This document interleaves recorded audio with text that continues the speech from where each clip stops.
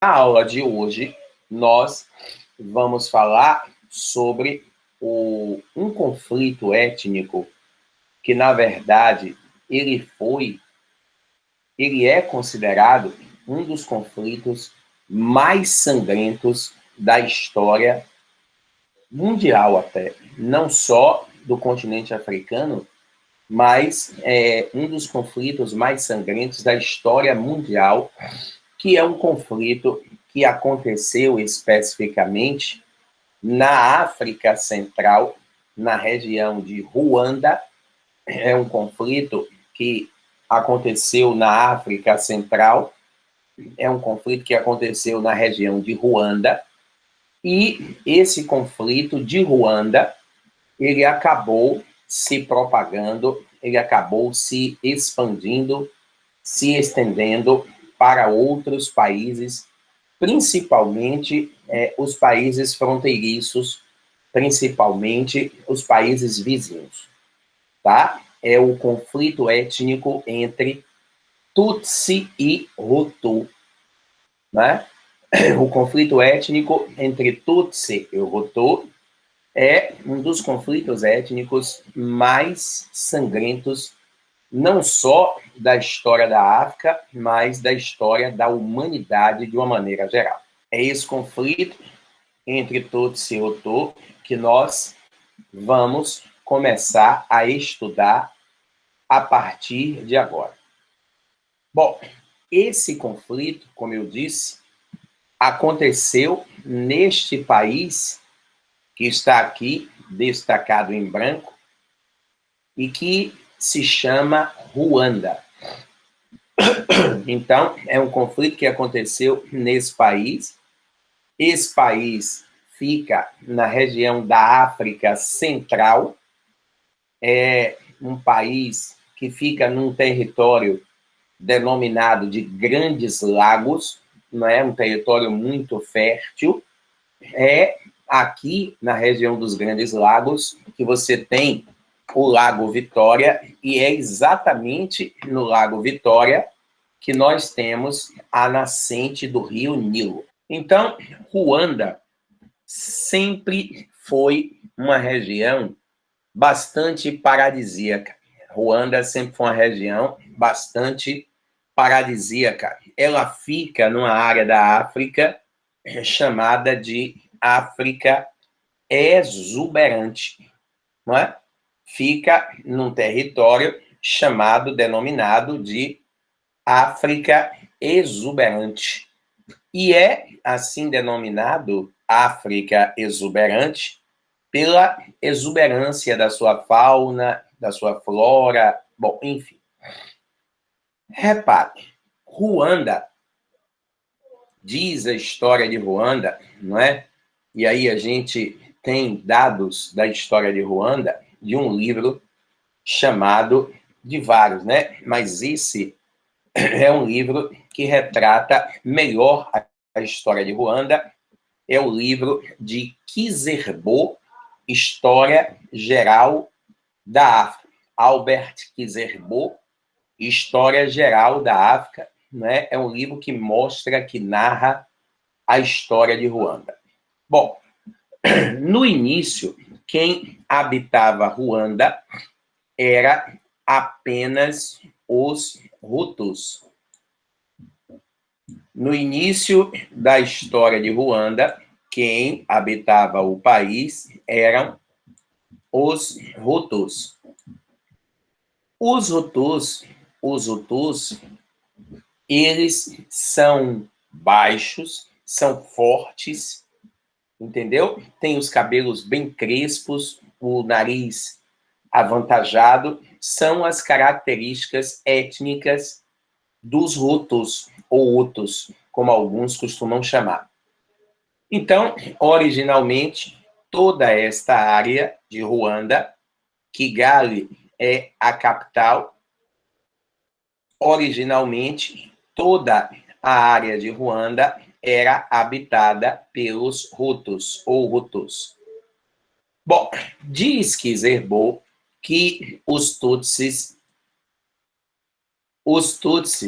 eles chegaram a Ruanda Os Tutsis é um povo sem uma origem étnica, sem uma origem histórica definida, e os Tutsis chegaram a Ruanda, provavelmente, fugindo de alguma intempérie, de alguma desertificação, de algum território caudaloso deserto. Isso é muito comum na história da África, você ter migrações de povos, você ter migrações de civilizações de uma região para outra, fugindo das condições climáticas desfavoráveis.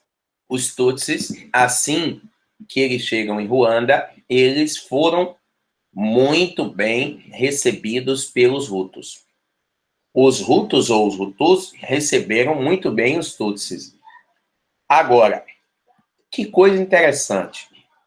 A sociedade Hutu era uma sociedade patriarcal.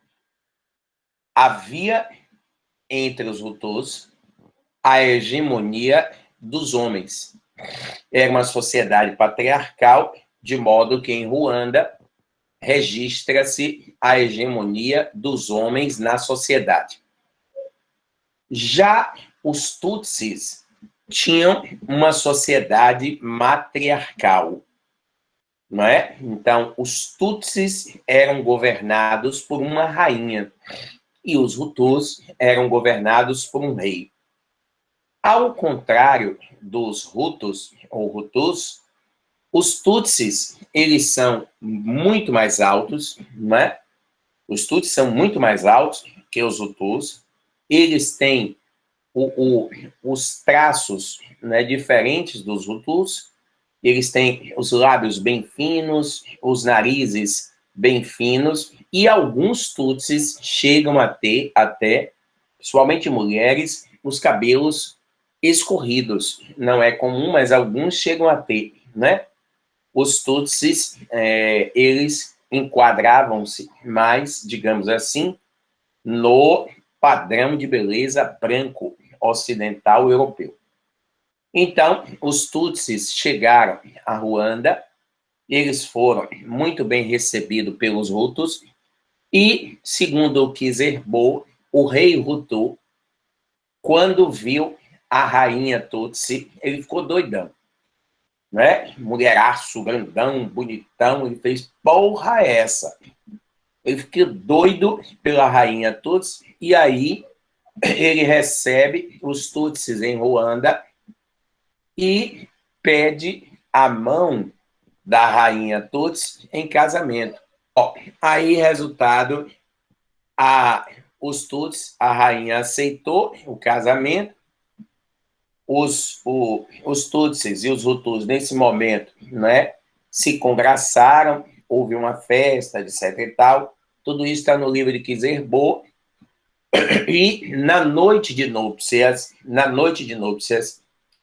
a rainha Tutsi matou o rei Hutu e os Tutsis tomaram o poder em Ruanda.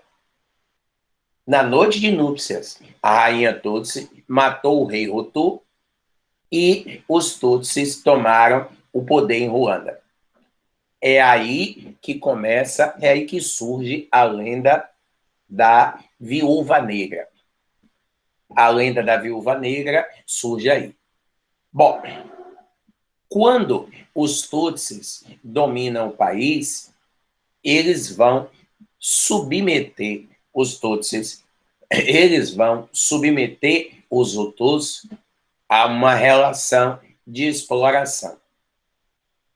Observe como, nesse momento, nós estamos assistindo uma inversão do conflito, ou uma inversão das relações de domínio, das relações de poder. Os Hutus deixam de ser classe dominante e os Hutus tornam-se classe dominada. Os Hutus começam a ser explorados pelos Tutsis, não é? Os Hutus se tornam classe dominada e passam a ser explorados pelos Tutsis. Então, até a chegada dos europeus, os Tutsis, eles dominavam de maneira soberana, de maneira absoluta, a região de Ruanda, porque eles deram um balão nos Hutus. Em 1885, vai acontecer a Conferência de Berlim. 1885 acontece a Conferência de Berlim. Ou seja, no ano de 1885, as potências da Europa reuniram-se e promoveram a partilha afro-asiática, e foi algo que nós falamos lá no início das aulas de África. Então, em 1885, as potências da Europa organizam a partilha afro-asiática com a Conferência de Berlim. Foi uma partilha arbitrária. A Europa criou fronteiras artificiais, não é? Então, criou fronteiras artificiais, traçou essas fronteiras à régua e, na hora que a Europa promoveu a Conferência de Berlim, criando fronteiras artificiais, traçando essas fronteiras à régua, durante a Conferência de Berlim, Ruanda se transformou em colônia da Alemanha. Então, em 1885, com a Conferência de Berlim, Ruanda se tornou colônia da Alemanha. Correto? Ruanda torna-se colônia da Alemanha. Bom, quando os alemães passam a dominar Ruanda, quando eles chegam em Ruanda, o que é que eles encontram na região de Ruanda? Eles encontram o domínio dos Tutsis. Os alemães, eles se tornam donos de Ruanda de maneira arbitrária e os alemães vão, ao chegarem em Ruanda, eles vão se deparar com o domínio dos Tutsis. Não é? Lembre-se, os Tutsis tinham dado um golpe nos Hutus antes mesmo dos europeus chegarem. Então, o ódio entre Tutsi e Hutu, ele antecede a chegada dos europeus. Porque antes dos europeus chegarem, os Tutsis já tinham proferido um golpe nos Hutus e tomado o poder. Então, na hora que a Alemanha chega em Ruanda, a situação que a Alemanha encontra é esta, não é? A Alemanha encontra Ruanda dominada pelos Tutsis. Os alemães, eles fizeram uma aliança com os Tutsis. Os alemães fizeram uma aliança com os Tutsis e mantiveram a relação de exploração que já existia em Ruanda. Os Tutsis eram classe dominante, continuaram a ser. Os alemães mantiveram os Tutsis como classe dominante, né? E a partir do momento que os Tutsis aliaram-se com os alemães, os Tutsis vão ser militarizados, os Tutsis vão receber armamentos, né? Os Tutsis vão ser militarizados, vão se aproximar cada vez mais dos europeus e, fortemente militarizados, os Tutsis vão intensificar a relação de exploração sobre os Hutus. os Tutsis, aliados dos alemães, vão intensificar a exploração sobre os Hutus. De modo que, na hora que os Tutsis intensificam a relação de exploração sobre os Hutus, o que é que acontece? O ódio étnico entre eles, que já era grande, intensificou-se. O ódio étnico entre eles, que já era grande, ele vai se intensificar de maneira substancial. Os Hutus já odiavam os Tutsis por conta disso.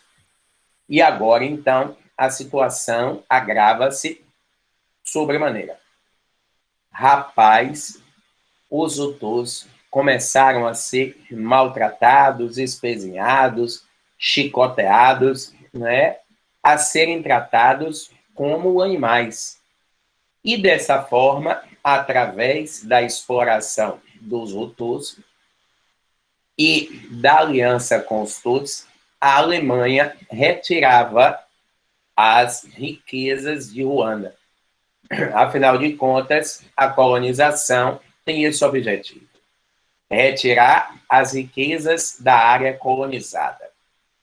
E quais eram as principais riquezas que existiam em Ruanda que os alemães começaram a explorar fazendo esta aliança com os Tutsis? Cobre. O cobre ainda hoje é muito utilizado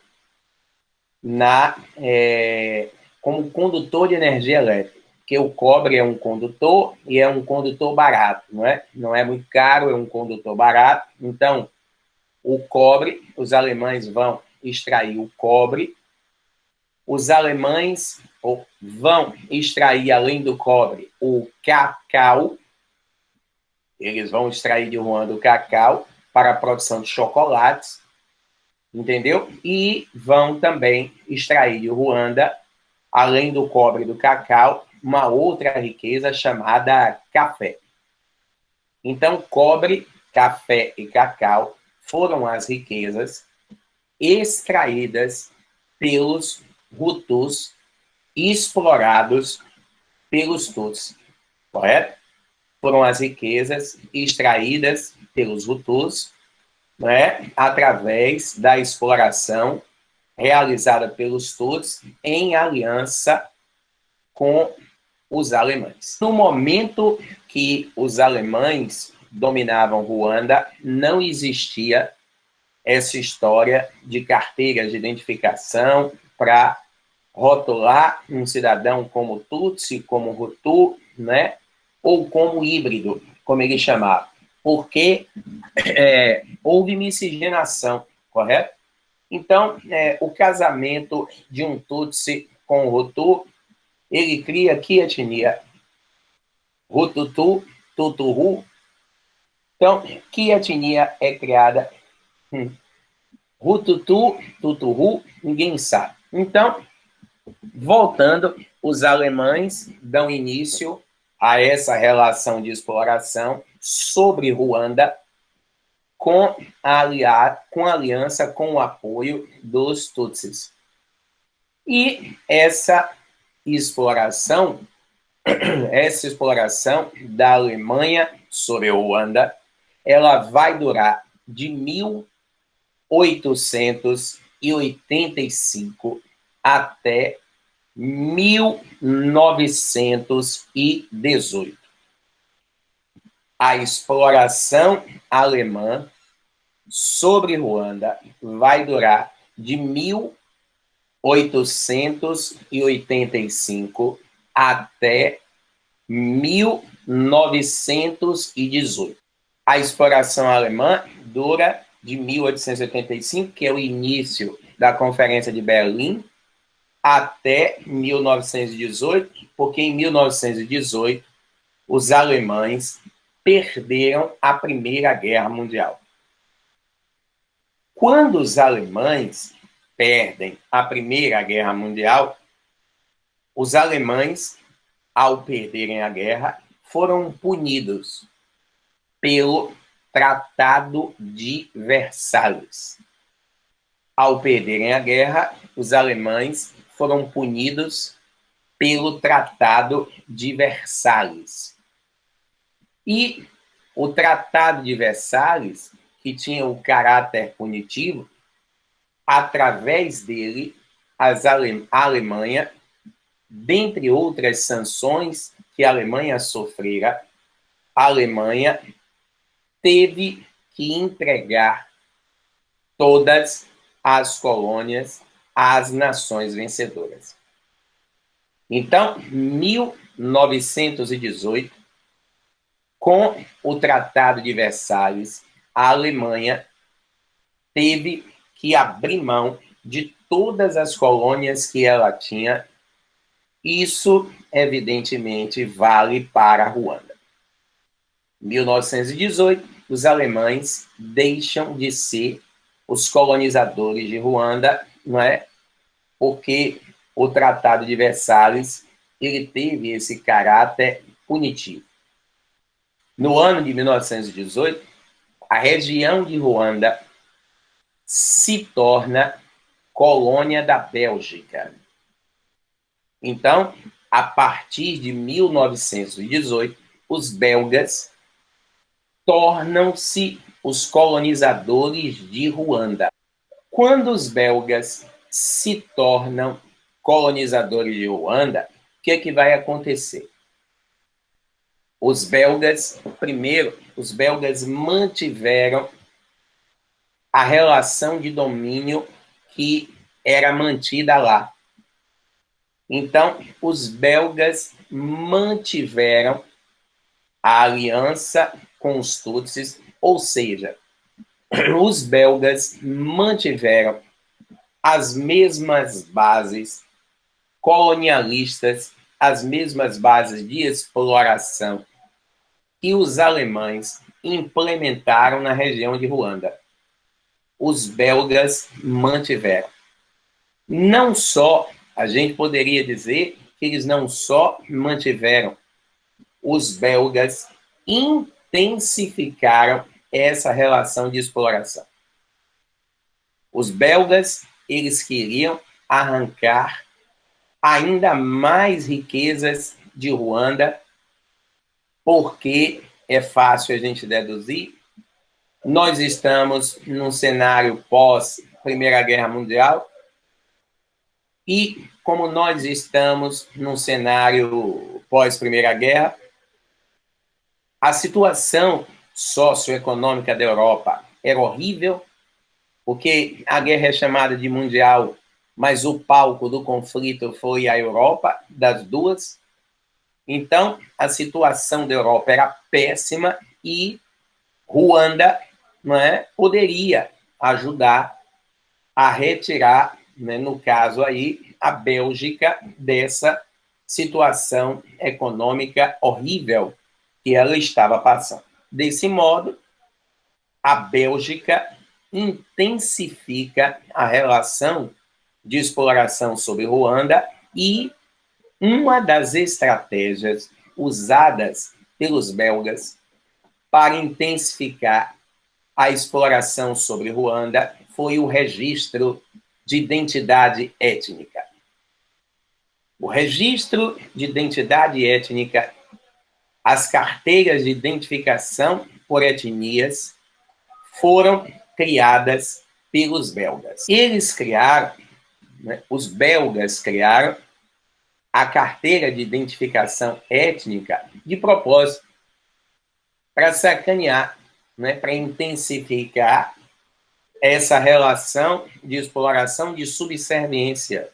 Foi de propósito, não é? Então, a partir da colonização belga, todo morador de Ruanda tinha na sua cédula de identidade a identificação se ele era Tutsi ou se ele era um Hutu.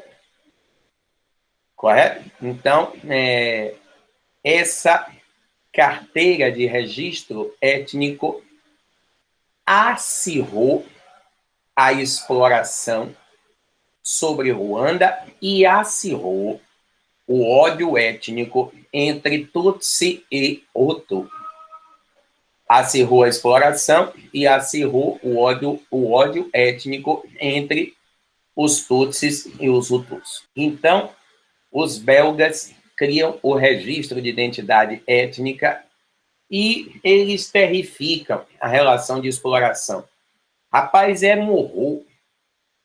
Não é? Então, imagine que nas nossas cédulas de identidade tivesse identificado se eu era pardo, se eu era branco, se eu sou negro.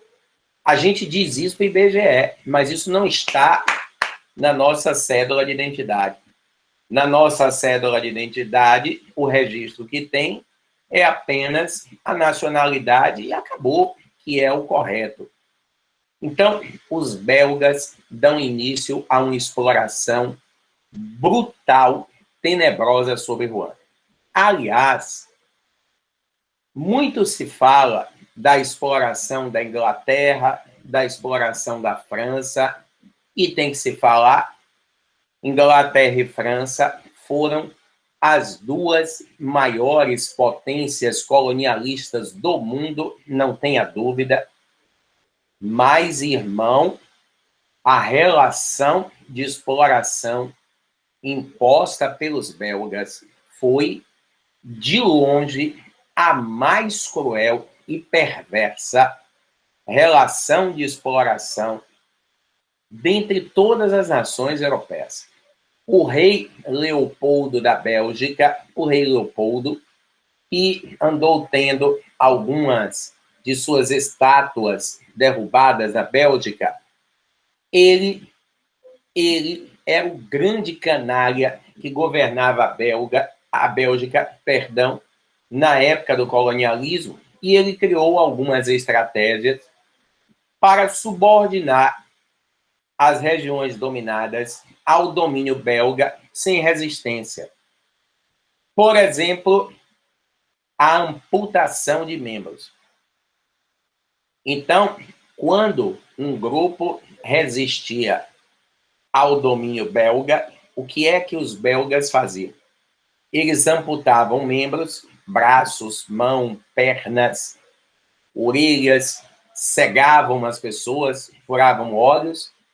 Então, eles usavam essas práticas de amputação de membros para espalhar o terror e, dessa maneira, obrigar as pessoas a trabalharem, né, para os belgas, impondo um clima de medo, né, uma sensação de insegurança, uma sensação de medo. Quer dizer, é um negócio escroto isso, né? Então, eles amputavam os braços e estancavam o sangue do membro amputado com ferro em brasa. Então, os belgas inauguraram esse tipo de colonização. Os belgas literalmente transformaram os negros em capachos deles, né? Levavam negros para a África apenas para ostentar. Você sabia que alguns ricos milionários europeus levavam os negros para a África para ostentar, como diz assim, eu tenho um negro, não é? Que horror, que coisa triste, desprezível. A propriedade de um ser humano dava ostentação, dava poder. Eu sou proprietário de 3 negros, você só é de 2, você só é de 1. É um negócio perverso, né? Um negócio desumano, fora de propósito, fora de contexto, mas que os belgas inauguraram.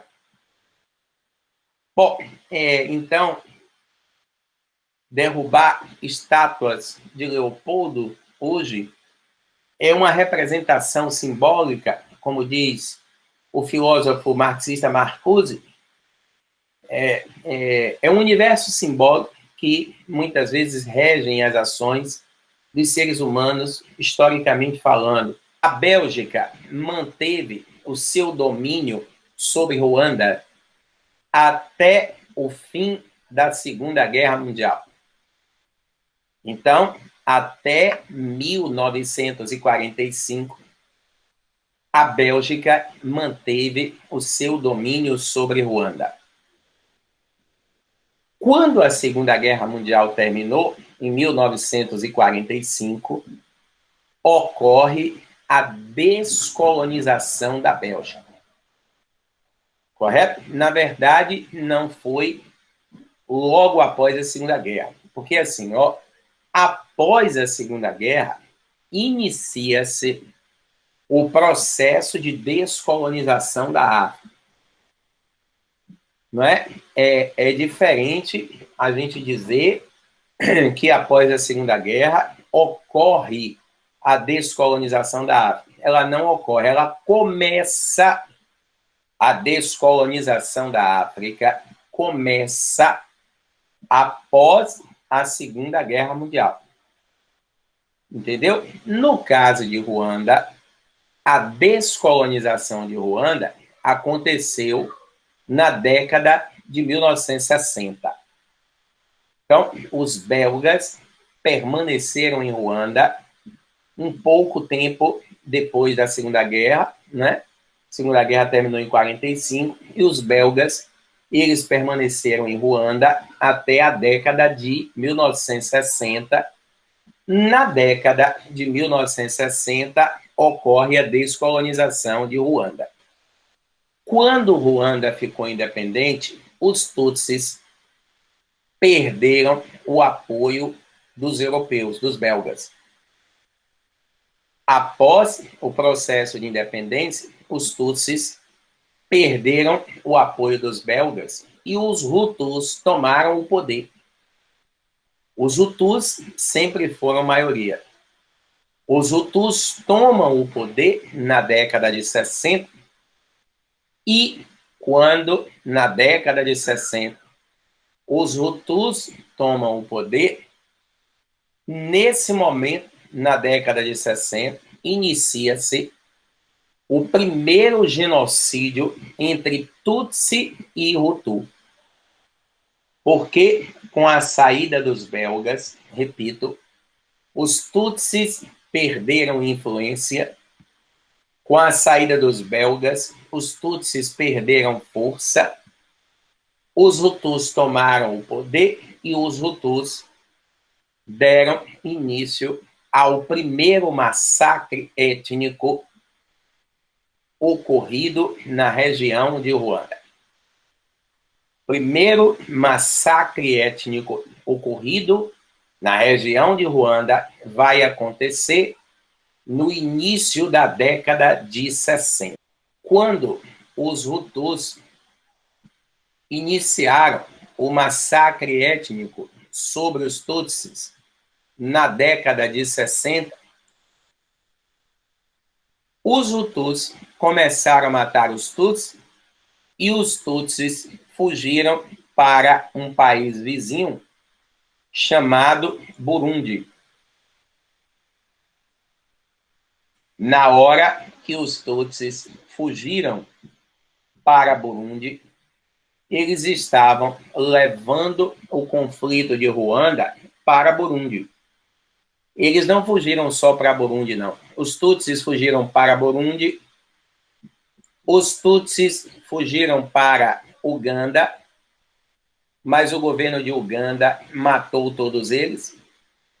Os Tutsis fugiram para a República Democrática do Congo. Houve um genocídio dos Tutsis. Então, na verdade, é nesse momento que o conflito que inicialmente estava circunscrito a Ruanda, ele acaba se alastrando para os países vizinhos, notadamente aqui em Burundi. Quando os Tutsis chegam em Burundi, o que é que vai acontecer? Os Tutsis tomaram o poder em Burundi, derrubaram a dinastia dos Ibós que governavam Burundi. Os Tutsis tomaram o poder em Burundi, formaram um exército e retornaram para Ruanda para tentar recuperar o poder em Ruanda. De modo que, de 1962 até 1975, 13 anos, ocorreram genocídios incomensuráveis na região de Ruanda e de Burundi. De 62 a 75, ocorreram genocídios nas regiões de Ruanda e Burundi. Então, o primeiro genocídio acontece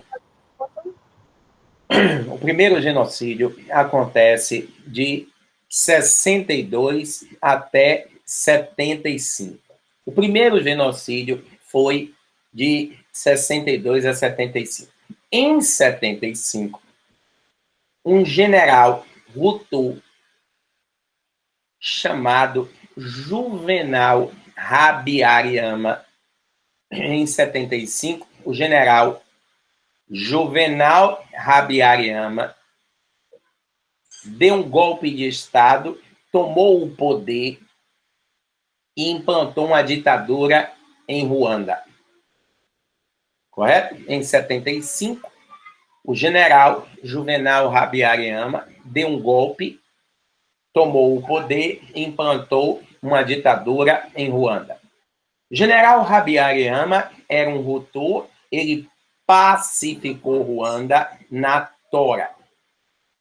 Então, utilizando-se da violência, ele pacificou Ruanda, ele aproximou Ruanda da Europa de novo. Como eu disse, Ruanda está numa região paradisíaca, na região dos Grandes Lagos. A Europa, durante o governo de Habyarimana, vai investir muito dinheiro em Ruanda, principalmente, sabe quem? A França. A Europa vai investir muito dinheiro em Ruanda, principalmente a França. Correto? Então, Ruanda se pacificou por conta da ditadura. A ditadura do Habyarimana pacificou Ruanda. Veja que tristeza. O país foi pacificado com a implantação de um regime ditatorial. Que coisa absurda. Com essa pacificação, Ruanda recebe muitos investimentos, né? Hotéis de luxo vão para lá, uma série de coisas. Aliás,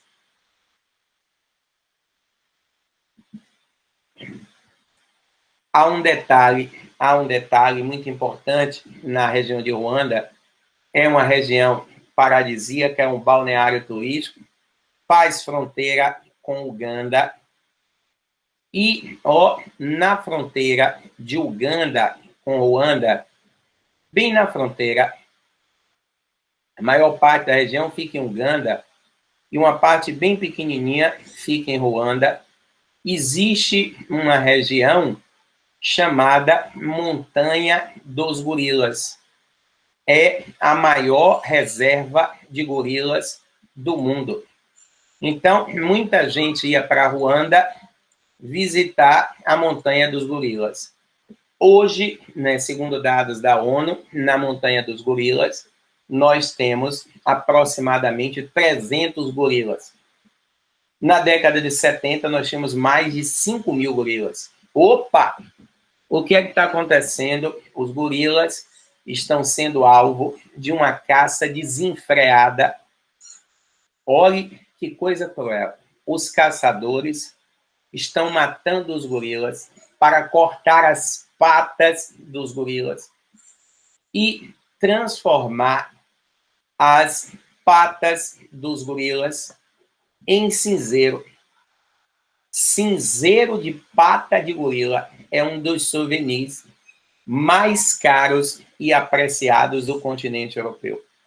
Habyarimana governou Ruanda de 1975 até 1994. Habyarimana o ditador Juvenal Habyarimana vai governar Ruanda de 1975 a 1994, quando ele foi assassinado pelo poder Hutu. Apesar dele ser Hutu, ele foi acusado de traição porque ele governava Ruanda com o apoio dos Tutsis. Porque entenda bem, se ele se reaproxima dos europeus, entre os dois povos, Tutsis e Hutu, quem tinha relações mais próximas com os europeus eram os Tutsis. Então, Habyarimana aproximou-se dos Tutsis e o fato de ter se aproximado dos Tutsis acabou, né, fazendo com que os Hutus o rotulassem como um traidor. Então, Habyarimana foi acusado de traidor. Em 1994, um grupo radical fanático, o poder Hutu, vai matar o ditador e aí, em 1994, começa o segundo massacre étnico entre Tutsi e Hutu. Em 94, começa o segundo massacre étnico entre Tutsi e Hutu. É esse segundo massacre, né, o chamado massacre de Kigali, é este massacre que é anunciado nos filmes Hotel Ruanda, Tiros em Ruanda, né, Tensão em Ruanda e tantos outros. O massacre de Kigali, onde aconteceu na capital, em uma semana morreram 3 milhões de Tutsis a golpes de facão. Em uma semana morreram 3 milhões de Tutsis a golpes de facão. É um absurdo um negócio desse. E na época que o massacre de Kigali estava acontecendo, toda a atenção do Ocidente estava voltada para o impeachment de Bill Clinton. É que onda da porra. Toda a atenção do Ocidente estava canalizada, estava voltada para o impeachment do Bill Clinton. É uma inversão de valores impressionante que a civilização ocidental tem. Mas, enfim, fazer o quê? Esse massacre durou de 94 até 2002. Foi um genocídio tão bizarro que ninguém sabe ao certo o número de mortos. Tanto do lado dos Hutus quanto dos Tutsis. Morreram muito mais Tutsis. Ninguém sabe ao certo o número de mortos. Esse massacre vai durar de 94 a 2002, quando a ONU resolveu intervir para acabar com o massacre de Ruanda. A ONU esperou, em uma semana foram 3 milhões. A ONU esperou 8 anos para intervir. Organizou eleições proporcionais. O voto de um Tutsi equivale ao voto de 4 Hutus, para ter proporcionalidade, e em 2002, quem venceu as eleições foi o Tutsi Paul Kagame. Em 2002, quem venceu a eleição foi o Tutsi Paul Kagame.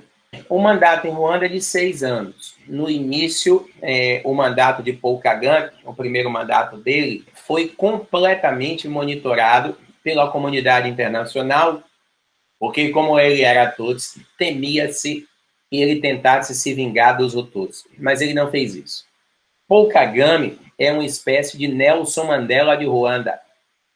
Um pacifista que tinha todos os motivos para querer se vingar dos Hutus. Ele teve a sua primeira família toda morta pelo poder Hutu, na golpes de facão. As filhas dele foram mortas na frente dele, né? Então, as filhas dele foram cortadas ao meio com golpes de facão na frente dele.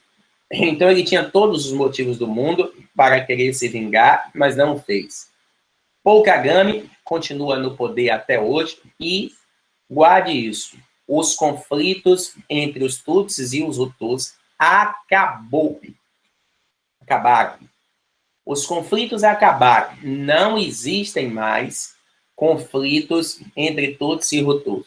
Inclusive, o fim desses conflitos estimulou outras etnias a colocarem fim nos conflitos também. Porque como é que essas outras etnias passam a ver essa questão? Gente, se até em Ruanda os Tutsis e os Hutus foram capazes de se entender, nós aqui também somos. Então, não tem sentido continuarmos com esse conflito. Um padre. 5 anos de prisão por envolvimento com o massacre de Ruanda, na África, 15 anos atrás. Ele aguardava a sentença preso desde 2001. No massacre de Ruanda morreram quase 1 milhão de pessoas. Uma terra dividida entre 2 povos. E um massacre que abalou o país. Ruanda fica praticamente no centro da África, num território montanhoso, menor que o estado de Alagoas. Há 15 anos, enfrentou uma guerra civil que marcou a história do continente. De um lado, os Tutsis, que no passado formavam a elite da sociedade. Do outro, os Hutus, maioria em Ruanda. O ódio entre os dois grupos imperava desde o final da colonização belga nos anos 50 e explodiu quando o presidente Juvenal Habyarimana foi assassinado em 94. Os Hutus acusaram os Tutsis pelo atentado e, como vingança, o extermínio teve início.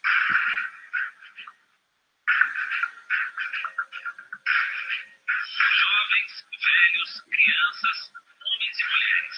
Ninguém foi poupado. Os assassinatos eram cometidos a tiros ou a golpes de facões e machados, relembra o atual ministro da Justiça, Narcis Karugarama. 800.000 pessoas morreram em apenas 100 dias. Esse é um dos muitos cemitérios da vila de Kabugai, com cerca de 120 sepulturas identificadas, vítimas do genocídio. Mas nem todos puderam ser enterrados com dignidade. Desse lado aqui tem uma vala comum, com mais de 1.000 corpos, pessoas que foram enterradas sem nenhuma identificação. Ganharam apenas aquele memorial. De lá para cá, 3.000 pessoas foram julgadas pelo massacre. A última sentença saiu no final de fevereiro. O militar, o padre católico Emanuel Rukundo, foi condenado a 25 anos de prisão. Rukundo liderou um dos grupos armados convocados para matar os Tutsis. Ele monitorava os passos das vítimas e definia como e quando eles iriam morrer. Esta era a igreja onde o padre se reunia com os soldados da milícia Hutu para discutir e planejar os assassinatos. Emanuel Rukundo já é o segundo padre católico condenado pelo Tribunal Internacional da ONU. O terceiro religioso também aguarda julgamento pela participação na morte de milhares de ruandeses da etnia Tutsi. A palavra Rukundo na língua local significa amor. Por uma ironia do destino, o padre Rukundo, que tinha a confiança dos ruandeses, se tornou um dos maiores assassinos do país. Rukundo está preso desde 2001. Ele foi condenado por sequestro, estupro e assassinato. Segundo a porta-voz do governo, outros religiosos também estão envolvidos. Ela diz que muitos padres católicos não fizeram nada para acabar com a propaganda favorável ao genocídio, além de não proteger as pessoas que buscaram abrigo nas igrejas. Hoje, aqui em Kigali, capital de Ruanda, ainda é difícil encontrar alguém disposto a falar sobre o genocídio. As pessoas têm medo de represálias. Esta mulher de 52 anos tinha 5 filhos. 4 foram mortos, junto com o marido. Ela lembra que estava na casa de uma vizinha quando recebeu a notícia e que só teve tempo de fugir para não morrer Justiça e disse que se recorda perfeitamente quando ouviu no rádio a convocação para acabar com o povo. A história do genocídio foi retratada nos cinemas. O filme Tiros em Ruanda conta como as Nações Unidas se organizaram no país. A tropa de paz tinha que conter a matança, mas a missão falhou.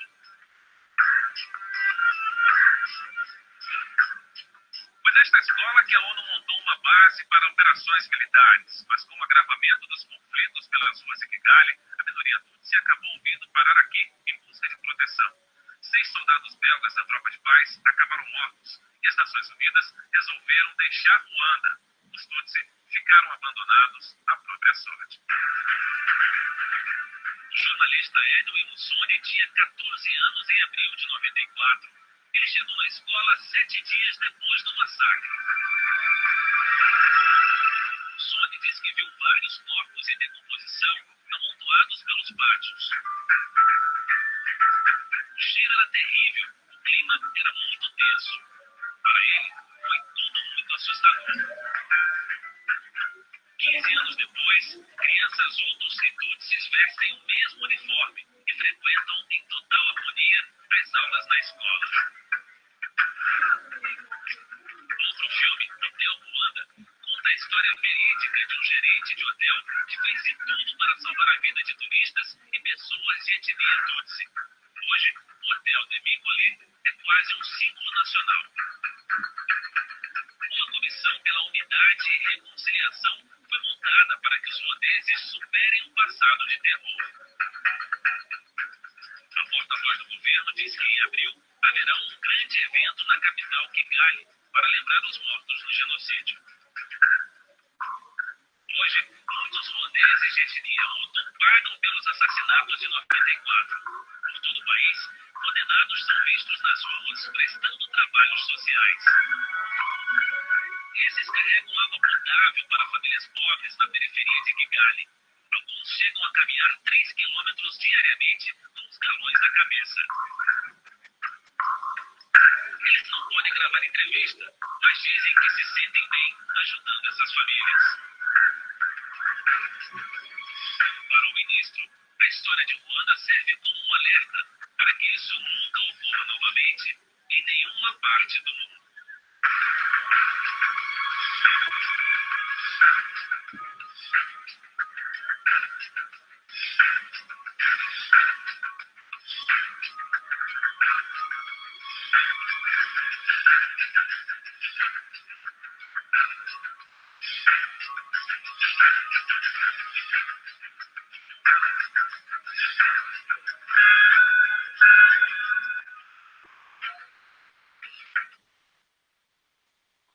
Bom, então é isso, gente, tá?